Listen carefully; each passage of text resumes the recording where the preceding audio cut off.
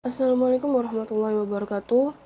Kali ini saya akan menjelaskan mengenai teori gelombang.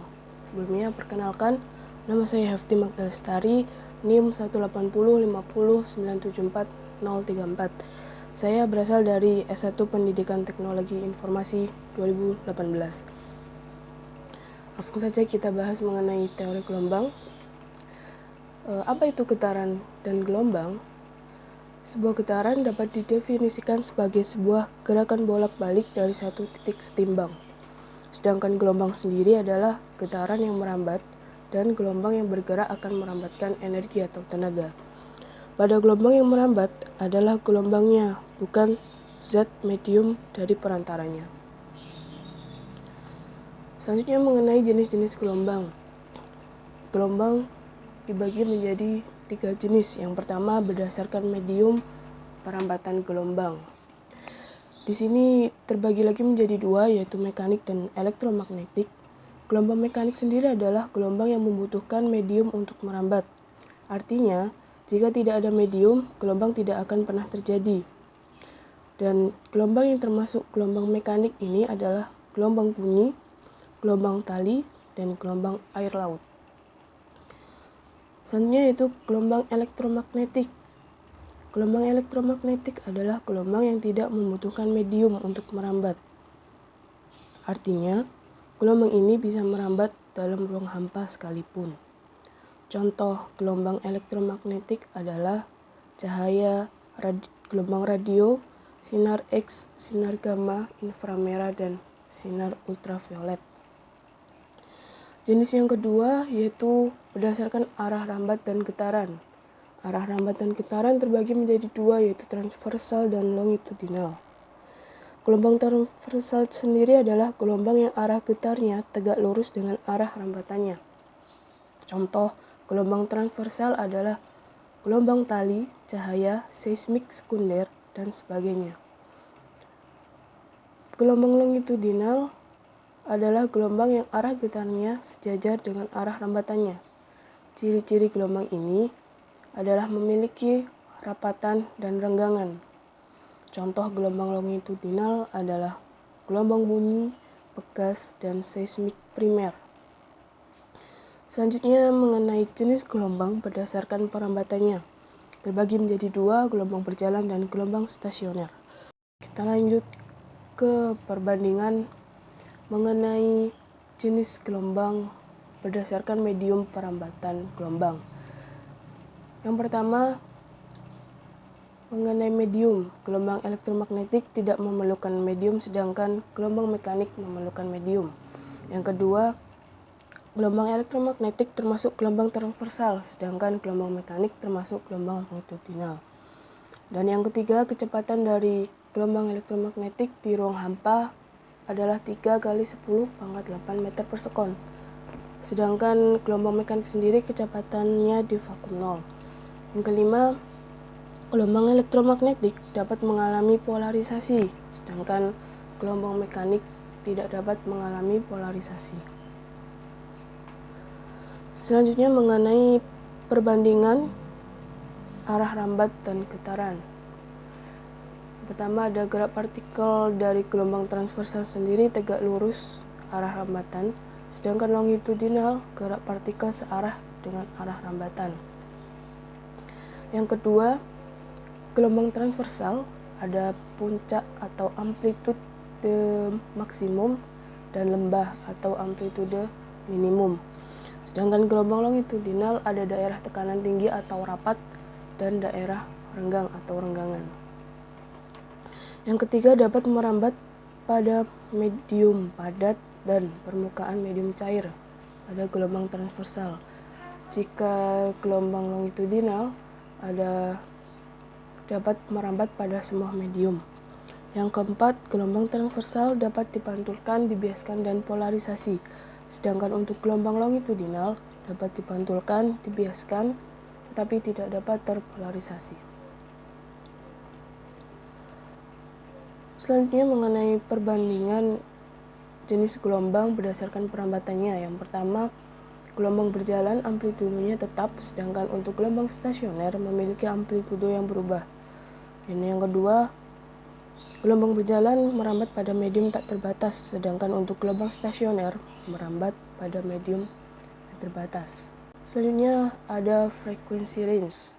Sini terdapat gambar mengenai ukuran, frekuensi, dan panjang gelombang. Ada yang namanya spektrum gelombang elektromagnetik. Spektrum gelombang elektromagnetik adalah susunan semua bentuk gelombang elektromagnetik berdasarkan panjang gelombang dan frekuensinya. Contohnya seperti pada gambar di nomor 2, yaitu yang pertama ada gelombang radio. Gelombang radio dikelompokkan menurut panjang gelombang atau frekuensinya. Jika panjang gelombang tinggi, maka pasti frekuensinya rendah atau sebaliknya. Dan jika frekuensi gelombang radio mulai dari 30 kHz ke atas dan dikelompokkan berdasarkan lebar frekuensinya. Gelombang radio dihasilkan oleh muatan-muatan listrik yang dipercepat melalui kawat-kawat penghantar. Muatan-muatan ini dibangkitkan oleh rangkaian elektronika yang disebut osilator. Yang kedua ada microwave atau gelombang mikro. Adalah gelombang radio dengan frekuensi paling tinggi, yaitu di atas 3 GHz. Jika gelombang mikro diserap oleh sebuah benda, maka akan muncul efek pemanasan pada benda itu. Jika makanan menyerap radiasi gelombang mikro, maka makanan menjadi panas dalam selang waktu yang sangat singkat. Proses inilah yang dimanfaatkan dalam microwave oven untuk memasak makanan dengan cepat dan ekonomis. Yang selanjutnya ada infrared. Sinar inframerah meliputi daerah frekuensi 1011 Hz sampai 1014 Hz atau daerah panjang gelombang 10 pangkat min 4 cm sampai 10 pangkat min 1 cm. Jika diperiksa dari spektrum yang dihasilkan oleh sebuah lampu pijar dengan detektor yang dihubungkan pada miliampermeter, maka jarum ampermeter sedikit di atas ujung spektrum merah.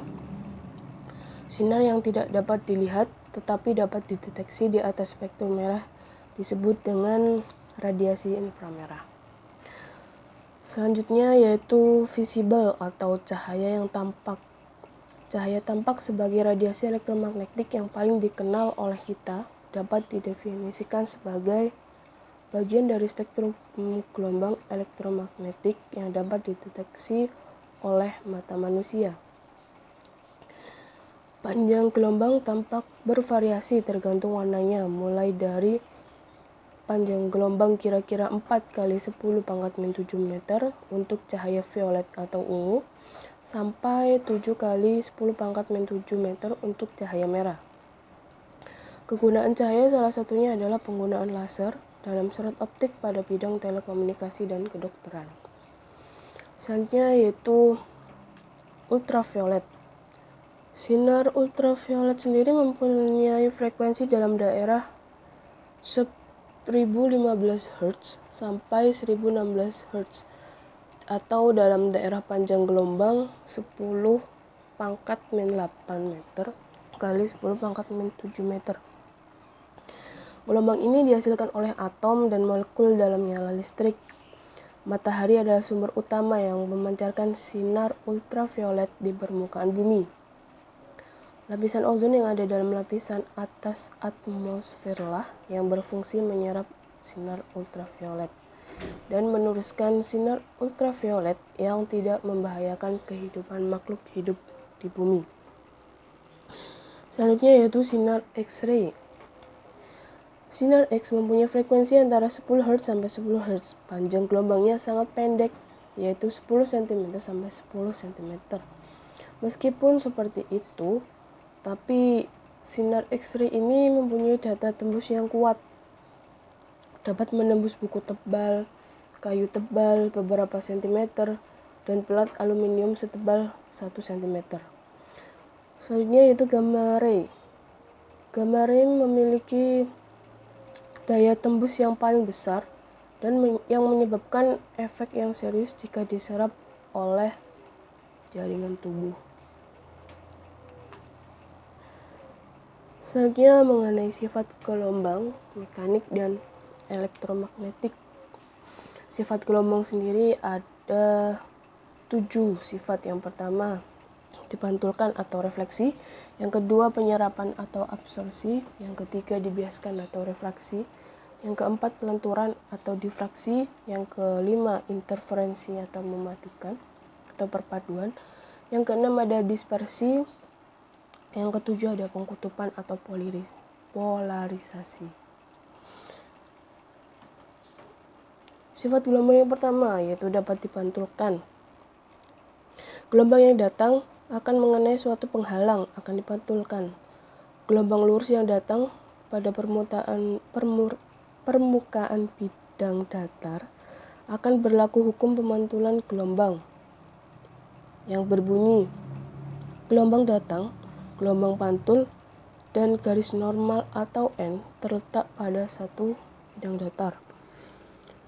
Sudut gelombang datang sama dengan sudut gelombang pantul. Dan sifat gelombang yang dapat dipantulkan ini digunakan sebagai prinsip utama dalam pembuatan antena. Yang kedua adalah sifat absorpsi atau mengalami penyerapan. Beberapa material atau bahan padat dapat menyerap atau memantulkan gelombang dengan kadar yang berbeda-beda. Yang ketiga, sifat gelombang dapat dibiaskan atau refraksi.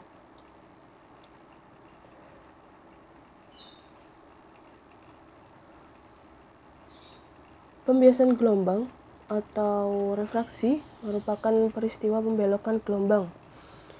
Seperti pada peristiwa pemantulan sebelumnya, gelombang yang datang menuju medium yang berbeda akan dibiaskan dan berlaku hukum pembiasan gelombang. Lalu yang keempat adalah sifat pelenturan atau difraksi. Difraksi gelombang adalah pembelokan gelombang yang disebabkan oleh adanya penghalang berupa celah sempit. Celah bertindak sebagai sumber-sumber gelombang berupa titik, dan gelombang yang melalui celah dipancarkan berbentuk lingkaran dengan celah tersebut sebagai pusatnya. Sifat yang kelima yaitu dapat saling berinterferensi atau memadukan. Interferensi sendiri adalah peristiwa perpaduan dua atau lebih gelombang di suatu titik pada medium. Interferensi dapat terjadi jika dua buah gelombang yang berinterferensi adalah koheren, artinya memiliki frekuensi dan beda fase yang sama. Kita lanjut ke sifat gelombang yang keenam yaitu mengalami dispersi. Dispersi gelombang adalah perubahan bentuk gelombang ketika gelombang merambat pada satu medium. Medium nyata yang gelombangnya merambat dapat disebut sebagai medium non-dispersi. Dan yang terakhir, sifat gelombang mengalami pengkutupan atau polarisasi. Polarisasi gelombang adalah penyerapan sebagian arah getar gelombang karena melalui sebuah celah. Polarisasi gelombang hanya terjadi pada gelombang transversal saja. Itu artinya polarisasi tidak dapat terjadi pada gelombang longitudinal, misal pada gelombang bunyi. Ya, sekian penjelasan dari saya. Terima kasih. Assalamualaikum warahmatullahi wabarakatuh.